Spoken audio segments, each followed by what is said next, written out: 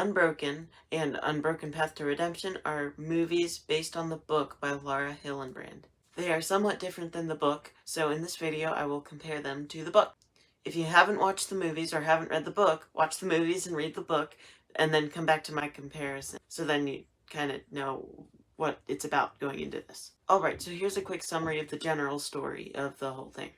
The story follows an Olympic runner named Louis Zamperini who went into war, got stranded on a raft, lost 90 pounds, became a prisoner of war, then he came back home but got PTSD, then he married a woman named Cynthia Applewhite, and then finally became a Christian because of Billy Graham's teachings. Alright, so here's all the things I like about the movies. First of all, I think they capture the feel of the book decently. They aren't perfect, but they are somewhat similar. The story of the movies are somewhat similar to the book, but they still do have a few differences. I like that the story is generally the same because then you can see the scenes you visualize in your head on the big screen.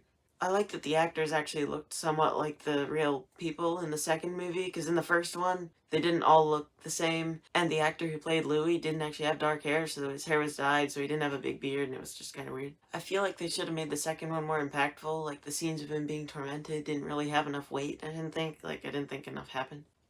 In the first one, I didn't like that they only showed us running in flashbacks. I think it should have been, like, chronological, so like running first, then, the rest of his life. I get that adds something different to the movie than the book, but I think it just would have been better chronological. The biggest problem with the first movie, in my opinion, is just one simple word. Why?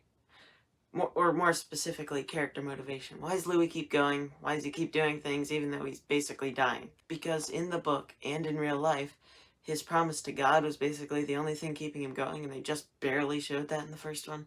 I think the book is better than both of the movies, just overall. I don't think there's any problems with the book, actually. But of the movies, I like the second one better than the first one, just because there's character motivation, basically. Anyway, that's basically all my thoughts, so thanks for watching.